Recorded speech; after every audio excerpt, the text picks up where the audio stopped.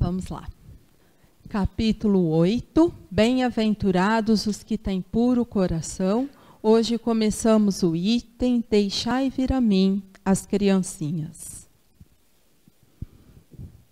Disse o Cristo: Deixai vir a mim as criancinhas.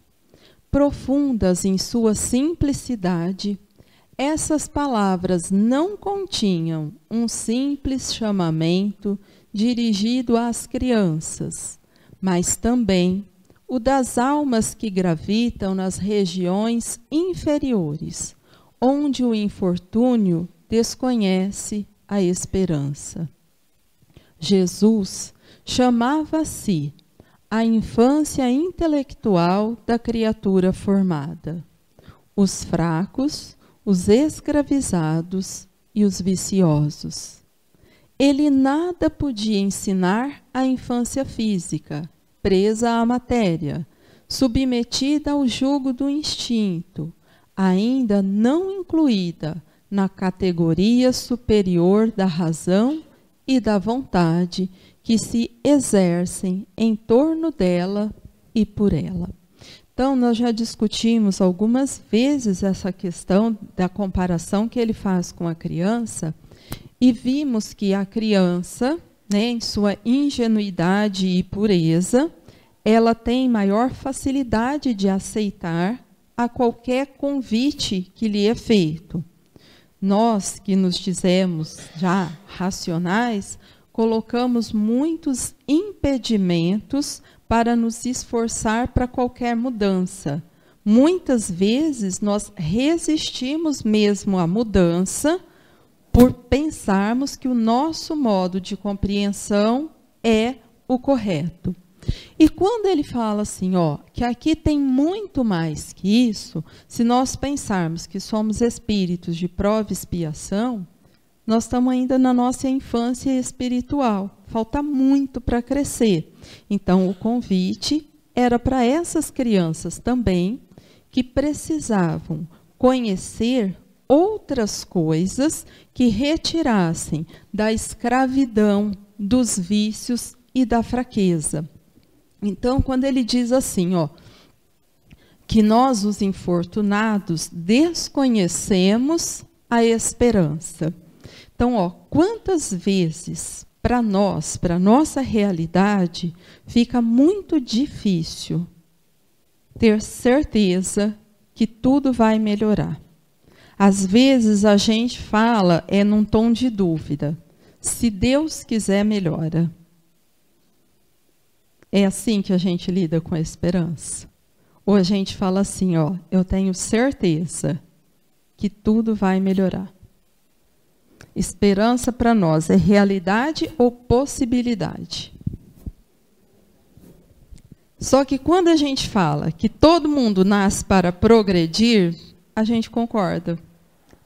Se eu concordo com isso, por que eu não consigo ter certeza que tudo vai melhorar? Então, isso é uma dificuldade da infância. Criança não consegue fazer conta de futuro. Ela não sabe fazer planos, ela só fica no agora. E nós somos extremamente imediatistas. A gente quer tudo para agora. É aquela urgência, porque a gente não sabe planejar. Nós temos muitas dificuldades. E entender, quando ele fala isso, os infortunados, porque eles não conseguem compreender a esperança. A gente não consegue fazer essa compreensão do que eu faço hoje, que dá resultado amanhã. E essa dificuldade me conserva do modo que eu estou. Porque como eu não acredito num futuro melhor, a esperança me é difícil, eu permaneço no hoje fazendo as mesmas coisas. E aí eu tento imaginar um futuro melhor, porém, o que eu faço hoje vai me garantindo que nada vai ser diferente. Então, aí a gente não tem nem razão racional para acreditar que nada vai ser diferente. queria que os homens a ele fossem com a confiança daqueles entezinhos de passos vacilantes, cujo chamamento conquistava para o seu o coração das mulheres, que são todas mães. Submetia, assim, as almas à sua terna e misteriosa autoridade. Quando a gente pensa na nossa relação com Jesus, conseguimos essa total confiança? Ou a gente ainda fala assim, eu acredito, e se segura? Então, a imagem, quando ele trabalha com uma criança, que todo mundo já observou e em algum dia, como é a criança pequena quando está andando de mão dada com a mãe? Total confiança.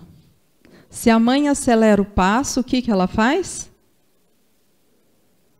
Ela para e pergunta e fala assim, está correndo por quê? Ou ela simplesmente acelera o passo. Se a mãe para, ela para. E assim, a mãe entra numa loja, ela entra.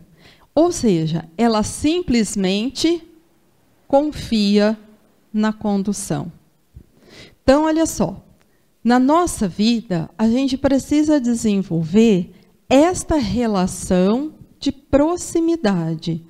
Olha só, a minha vida está num ritmo. Quando ela muda de ritmo, o que a gente faz? Tento voltar para o ritmo velho, porque quem foi o doido que fez isso comigo? E se esse ritmo exige um compasso de esforço, eu paro e falo assim, mas será que Deus não está vendo o que está acontecendo comigo? E aí eu começo a avaliar quanto eu confio na condução da vida, o quanto eu questiono qualquer estímulo diferente que chega no meu caminho. Então, quando ele convida, com este coração terno, ele vai esperando a nossa aproximação para que possamos compreender a condução. E muitas vezes a gente esperneia muito para depois entender que aquilo era importante. Então, quanto mais eu despertar e compreender essa condução que me dá tanta segurança, porém, o caminho que ele me convida é um caminho do sentimento, e eu acordo para esta realidade, a minha confiança agora, por compreender, aumenta. Em aumentando, eu fico mais dócil e serena. Então, a minha necessidade de esforço e desgaste fica menor. Porque muitas vezes nós nos debatemos tentando manter tudo exatamente como está. Eu quero fazer as mesmas coisas e ter um resultado diferente. Entendendo a minha fraqueza e a minha ignorância, Jesus nos conduz em outro caminho, em outro ritmo, para que eu vá despertando para a minha necessidade. Então, esse exercício, eu preciso abrir o coração, a mente, para conseguir compreender o convite e aceitar a mudança e crescer, tirando toda a experiência que o momento pode trazer. Ele foi o facho que ilumina as trevas, a claridade matinal que toca a despertar. Foi o iniciador do Espiritismo, que a seu turno atrairá para ele, não as criancinhas, mas os homens de boa vontade.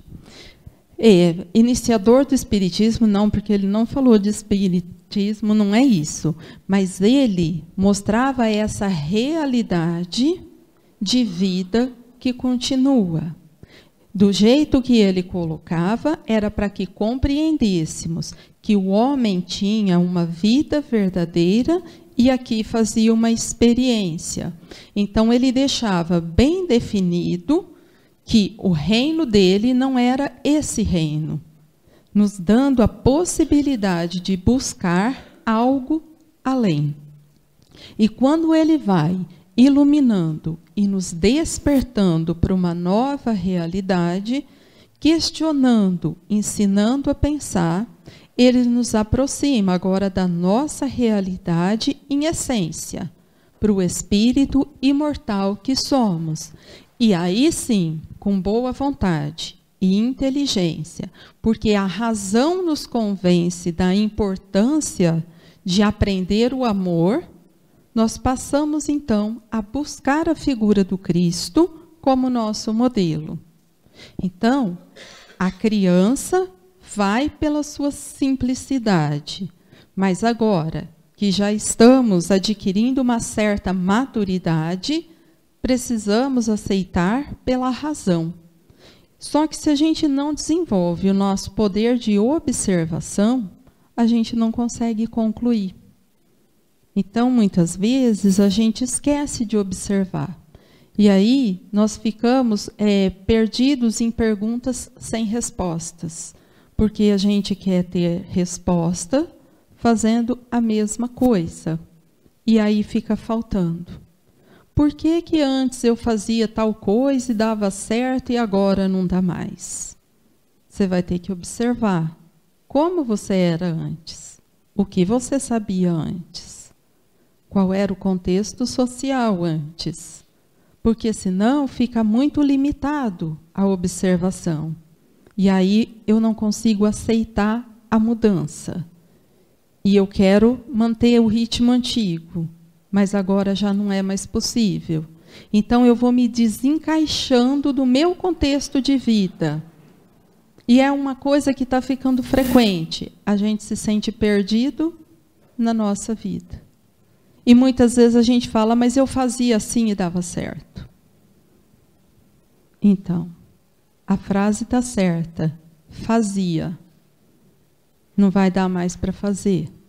Era assim, não é mais. A necessidade mudou. Agora você tem outro nível de maturidade. Precisa outra postura, porque a sua realidade se transforma. Está empenhada a ação viril. Já não se trata de crer instintivamente, nem de obedecer maquinalmente. É preciso que o homem siga a lei inteligente que se lhe revela na sua universalidade. Uma coisa, quando é verdade, ela é verdade no mundo inteiro. Não dá para ser verdade só num lugar. Então, essa compreensão revelada dessa maneira da universalidade, ela tem nos chegado das formas mais variadas. Então, os conceitos éticos fazem parte agora de todas as sociedades que compreendem o crescimento atual da Terra. Então, não é mais uma questão de ser espírita, ser católico, ser judeu, ser evangélico, porque todas compreenderam a necessidade do respeito. O que temos a nosso favor aqui é a possibilidade de compreender a vida antes, a vida durante e depois. Entender lei de ação e reação, causa e efeito, entender o propósito de uma encarnação, que facilita aceitar pela razão. Mas aquilo que é verdade vai convidando a todos. Então, essa interação entre os dois mundos, cada dia fica mais clara em todos os lugares. Ela recebe nomes diferentes. E tudo bem, que os nomes fiquem diferentes. Mas quando a gente ouve a explicação, é o mesmo. Nós aqui buscamos intuições e inspirações. Outros irmãos recebem o Espírito Santo e está tudo certo. Aqui, nós, pela mediunidade, aceitamos conversar com aqueles que estão desencarnados. Eles se propõem a fazer curas e conversar com alguma coisa que eles denominam muitas vezes como inimigos. E está tudo certo o nome. Mas o fato é que aquilo que é verdade se apresenta em todos os lugares e hoje de uma forma incontestável, que esta relação entre os dois planos existe e que é necessário que nós despertemos para o cuidado com o nosso pensamento, com o nosso sentimento, com a nossa conduta, para buscar um modelo a partir da razão e conseguirmos seguir com maior liberdade. Porque muitas vezes a nossa educação contribuiu para que não fizéssemos determinadas coisas só por medo. Nós não fazíamos por medo. E o medo distancia. Hoje, muitos já começam a se libertar das amarras do medo. E todo o nosso esforço de mudança é por compreender a necessidade de transformação para viver melhor. Aprender a amar é libertador. Meus bem-amados, são chegados os tempos em que, explicados, os erros se tornarão verdades. Ensinar-vos-emos o sentido exato das parábolas e vos mostraremos a forte correlação que existe entre o que foi e o que é. Digo-vos em verdade, a manifestação espírita avulta no horizonte, e aqui está o seu enviado, que vai resplandecer como o sol no cume dos montes. Esse texto é um texto de 1863. Então, o grande apelo desse texto é esse convite para que nós possamos buscar o Cristo a partir da razão. Porque é necessário, nesse tempo, desenvolver a nossa confiança. Porque se nós não desenvolvermos a confiança, a gente vai para a vida vacilando demais. E vacilando, a gente perde força. Porque eu não vou dirigir toda a minha força para alguma coisa que eu não tenho certeza. E aí a gente vai e dá um passo atrás. Quantas vezes você se propôs a ser bom e ajudar alguém, e de repente, por conta da conduta daquele alguém, você faz assim, não, eu não. E se você desiste.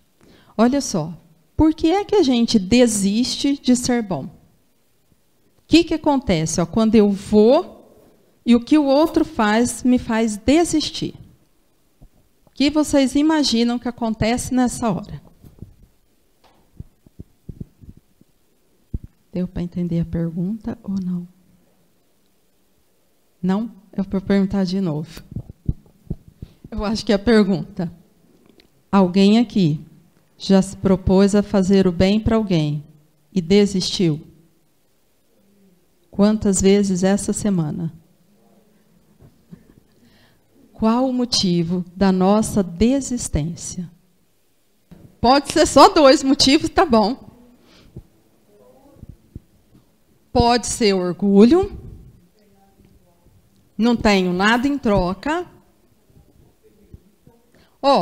De uma maneira geral, a gente pode dizer que a gente inicialmente coloca a culpa da nossa desistência na conduta do outro. Então, olha só, a conduta do outro, diz respeito. Quando eu desisto de fazer o bem, essa conduta diz respeito a mim. Então, olha só, fazer o bem me liberta, mas dependendo do que o outro faz, eu desisto. E aí eu desisto de quem? De mim. E dependendo do que ele fez, o que vai me trazer dificuldade é que eu vou ter que agora não ler o que ele fez, mas ler o que eu fiz. Ó, se ele é ingrato e não reconhece o meu valor, eu desisto dele. Se eu imagino que ele vai tirar proveito e querer ficar mais esperto que eu desisto. E aí, quando eu paro, eu preciso ler que agora eu estou lidando com os meus sentimentos difíceis. E quem fez um obstáculo que sinaliza foi essa relação com o outro. Então, nada que eu justifique a partir da conduta do outro vai servir para mim. Então, essa tem sido a grande insistência, né, desses últimos encontros nossos, é a gente agora olhar o Evangelho não para aplicar na conduta do outro, mas eu aplicar só naquilo que vai dentro de mim. Então, como é difícil quando a gente relaciona e o outro é egoísta. Mas o que o egoísmo do outro faz em mim? É fácil ou é difícil? Muito difícil. A gente se sente preterido, porque ele escolheu a opção melhor para ele. Se é melhor para ele, eu vou ficar com o que sobrou. E muitas vezes, isso é motivo de dor. Dor, aqui, a gente pode entender da maneira que a gente quiser. Irritação é sequência da dor. Então, olha só, muitas vezes, a pessoa que me irrita muito é aquela que me coloca toda hora em segundo ou terceiro lugar, porque ela fala primeiro eu, primeiro eu, primeiro eu. E a gente gosta bastante desse exercício de ficar em segundo, em terceiro lugar. Só que não. Então, eu vou ter que aprender essa leitura para entender, ó, por que essa situação me incomoda. Oi.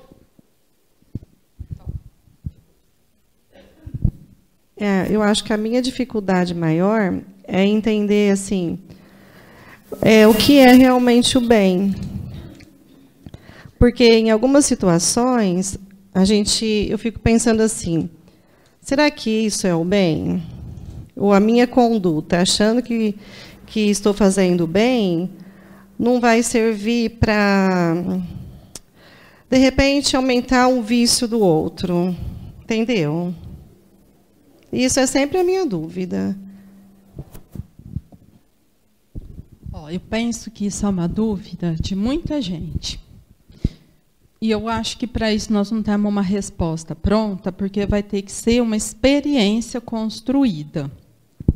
Às vezes, eu ajudar uma pessoa, eu estou sendo caridosa. Em outro momento, eu ajudar daquela forma, eu estou anulando a capacidade dela. Então, eu vou ter que me colocar no lugar dela, entender o potencial que ela tem e pensar como eu gostaria de aprender isso. Então, talvez, me aproximando, eu percebendo, a experiência dela é 0, percebi que ela não dá conta. Inicialmente, eu faça. Para, num segundo momento, eu deixar para que ela faça. Mas aí, só estando muito perto. Né? Então, é por isso que, atualmente, quando a gente tem falado de caridade, para a gente pensar em caridade, a gente tem que pensar em relacionamento. Não dá para fazer caridade pontualmente, uma vez por semana. Isso não é possível. uma pessoa que eu converso 5 minutos no mês, eu vou ajudar, dar uma coisa material, conversar, trocar uma palavra com ela, mas definitivamente caridade como expressão de amor não vai ter jeito, porque eu vou ter que sentir aquela pessoa, entender o que ela pode, o que ela não pode, e aí sim fazer por ela o que eu gostaria que a mim fosse feito. Então, eu acho que é uma experiência que a gente constrói dia a dia. Nós não vamos ter outro caminho. Bom, para confirmar os nossos equívocos, eu fui buscar na Revista Espírita um texto de 1864. Kardec, agora está todo mundo sabendo um pouco da vida dele, ele era discípulo de Pestalozzi. Pestalozzi, até hoje, influencia a educação moderna, porque a proposta dele para a educação era extremamente avançada. E Kardec foi observar uma criança de 4 a 5 anos, como ela era educada. E ele, então, percebe que a maneira como os pais conduzem as crianças era um dos grandes problemas para que o egoísmo e o orgulho se consolidassem como a chaga maior da humanidade. Porque ele fala que os métodos de educação eram muito inadequados. E aí ele diz que ele entende que os pais fazem isso por ignorância e por fraqueza, mas que era preciso, então, que eles aprendessem a raciocinar essa lógica do amor proposto pelo Cristo, para que pudessem transformar a relação com os seus filhos. Então, nós vamos tentar acompanhar o texto para ir entendendo cada sentimento que ele vai levantando.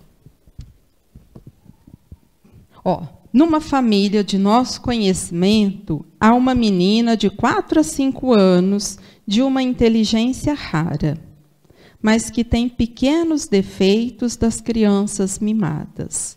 Ela é um pouco caprichosa, chorona, teimosa, e nem sempre agradece quando lhe dão qualquer coisa, o que os pais cuidam bem de corrigir, porque fora esses defeitos, segundo eles, ela tem um coração de ouro, expressão consagrada.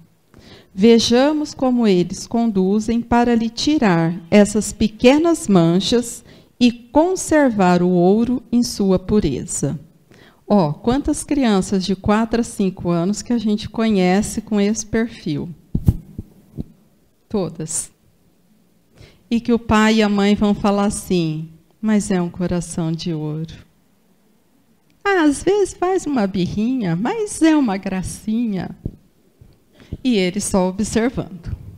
Um dia, trouxeram um doce para a criança e, como de costume, lhe disseram: tu comerás, se fores boazinha.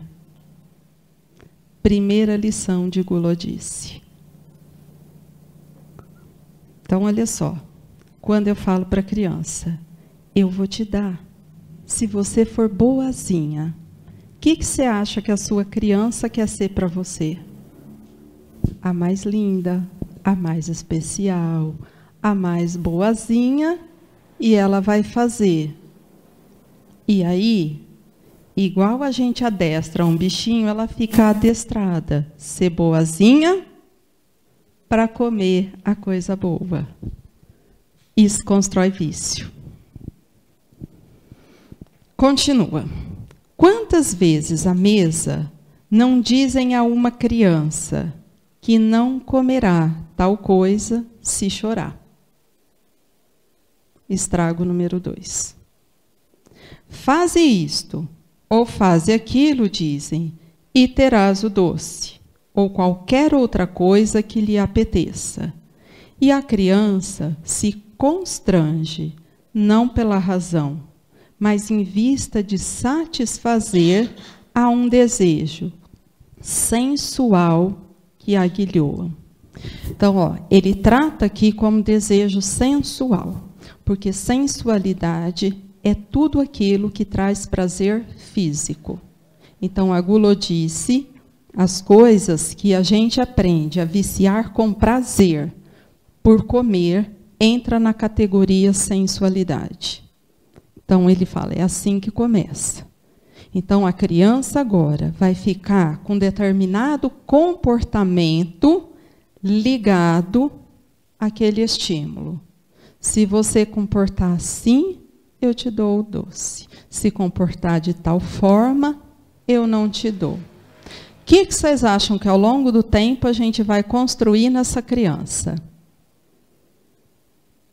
Vocês acham que logo ela aprende a construir esse comportamento para agradar ou ela vai demorar muito tempo?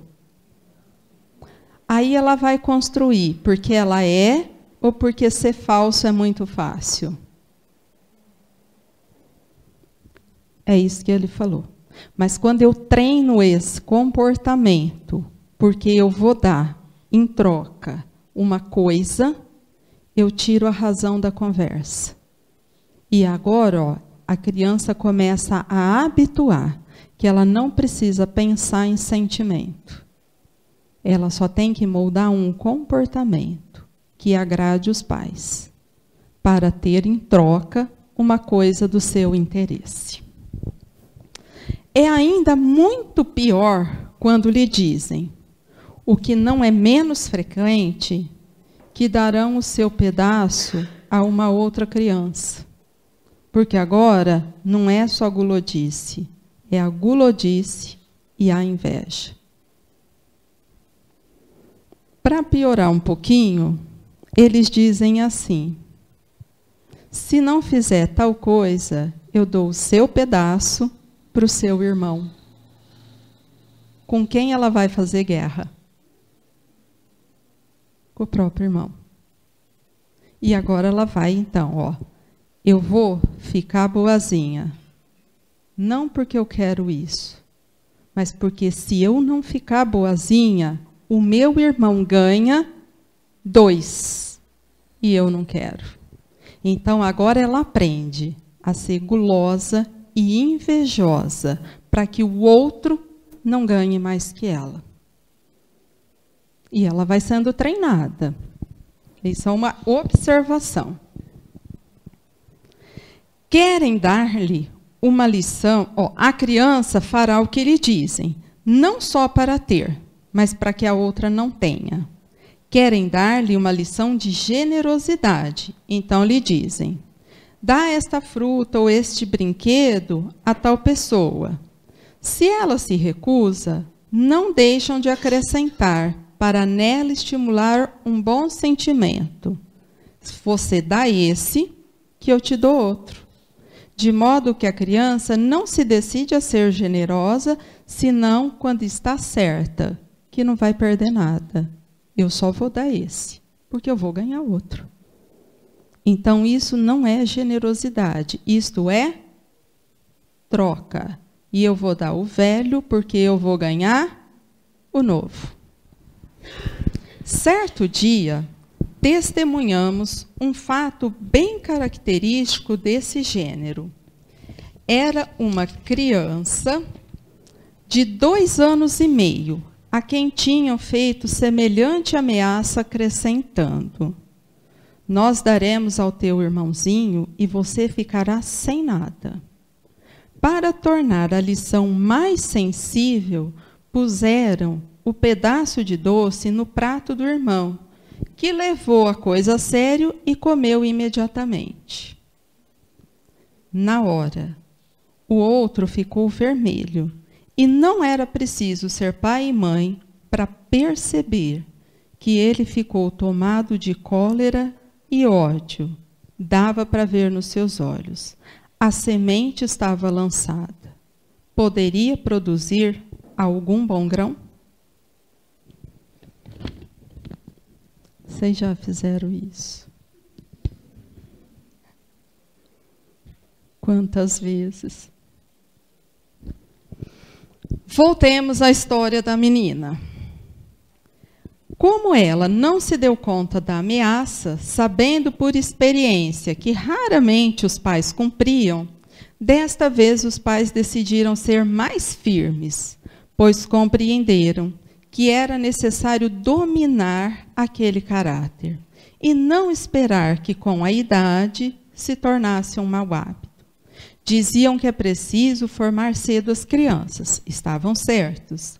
Mas, para pôr em prática, eis o que fizeram.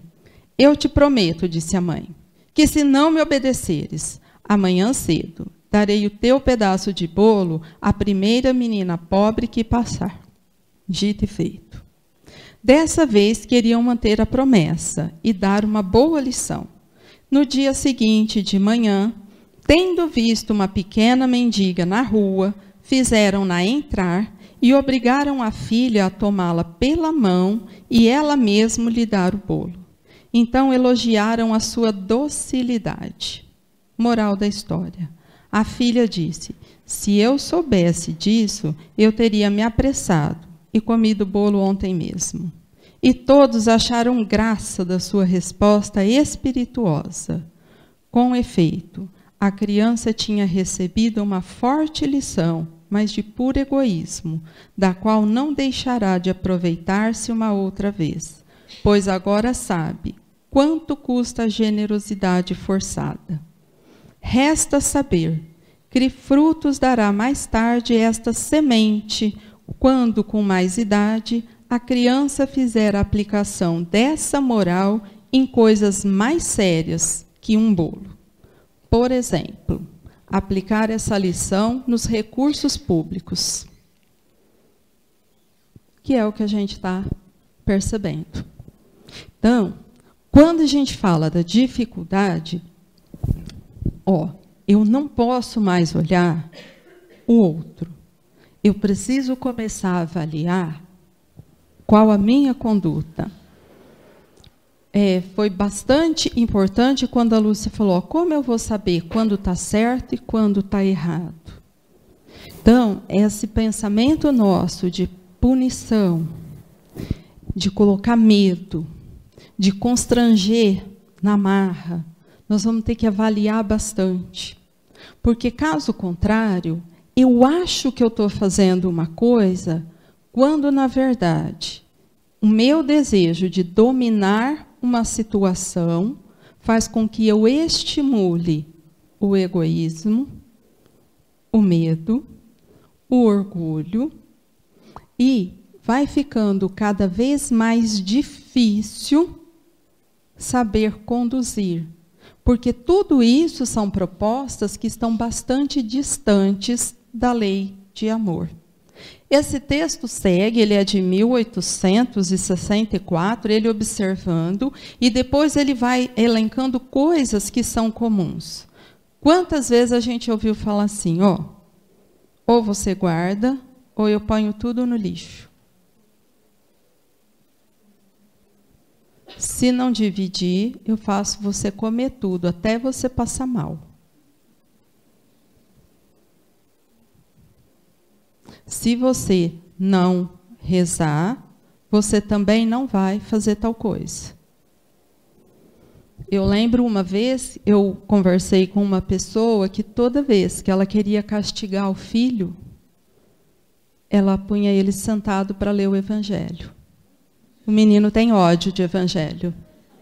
Ódio. Aversão, ele não pode ver a capa. Então, vai associando as coisas com sentimentos muito difíceis.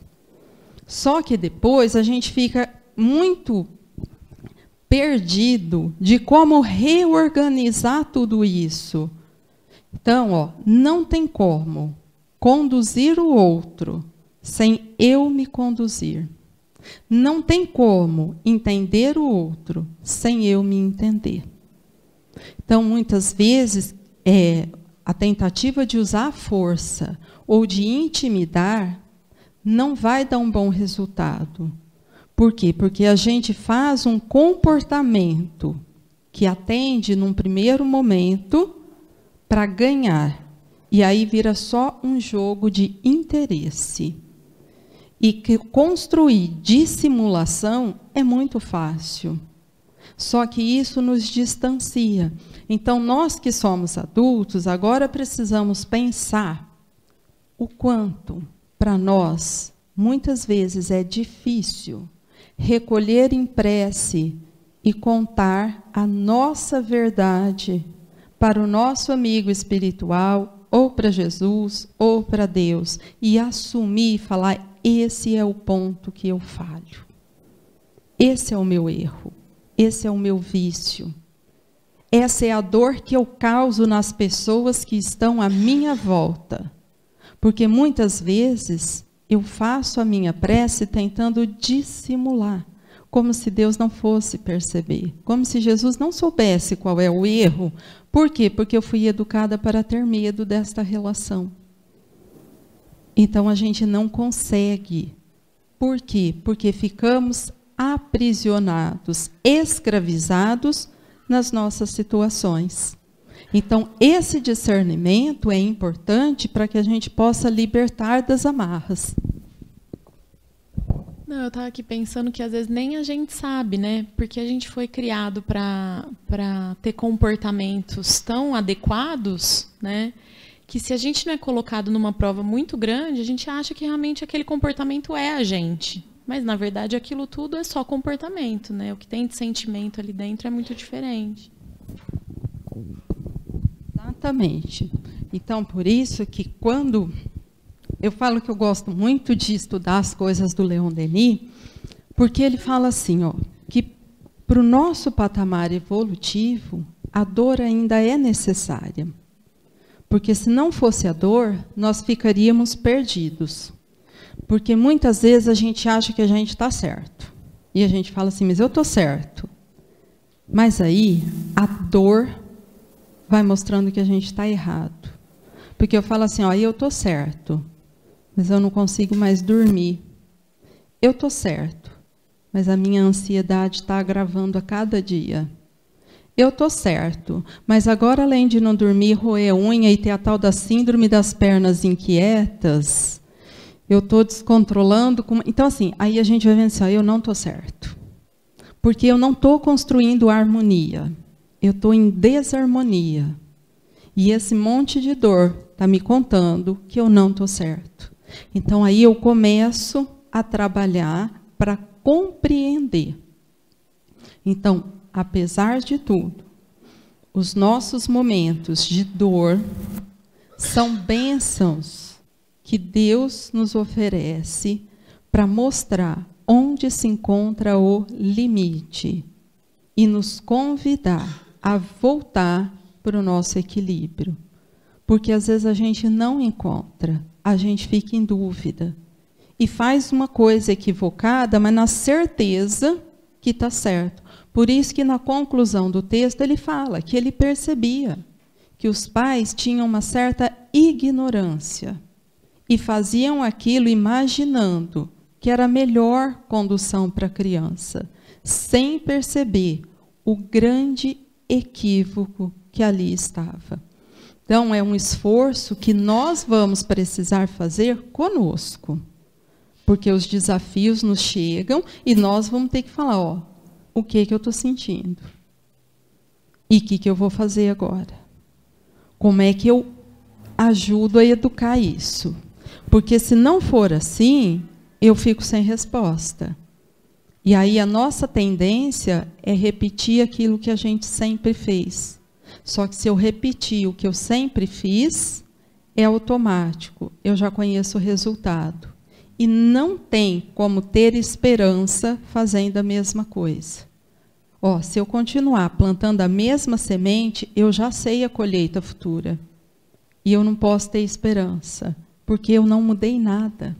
Eu só consigo aproximar da tal da esperança quando a conduta presente fica diferente. Hoje eu consigo fazer diferente. Então eu entendo que o futuro vai ser diferente, porque o que eu estou fazendo hoje é uma semeadura diferente daquela do meu passado. Então, esses são apelos que a razão vai me dar resposta. E a gente consegue registrar isso com maior clareza, e isso vai fortalecendo. Então, é uma necessidade nossa, especialmente nesse momento, acordar para a nossa mudança. Alguém quer fazer alguma pergunta, alguma colocação? Tudo bem até aqui?